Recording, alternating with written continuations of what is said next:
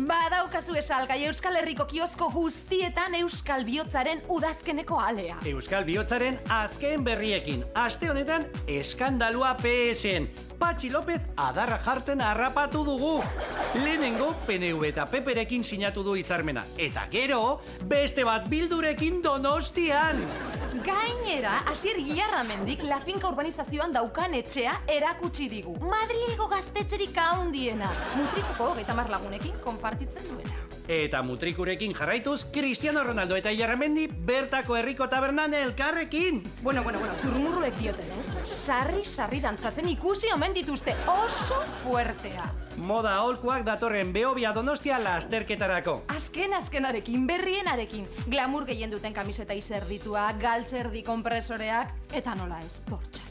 Edertasunaren tartean, Zuaitz Burrutxagak bibote puntak belepok estiloan bezala mantentzeko bere sekretua azalduko digu. Eta Ibarretxe lehendakarioiaren azken argazkiak. Bruce Willisen estelari jarraiki nola lortu buruazal, distiratxu.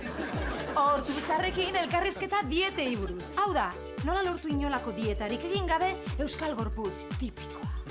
Eta Euskaltel Euskadi taldeko txirrindularien poster desplegablea. Talde osoa larrutan, Eusko Jaurlaritzak eta Fernando Alonsok utzi bezala. Euskal Bihotzak, erosi eta eraman opari Eibarko monumenturik handiena. Jessica Bueno, Pakirrinen neska oia,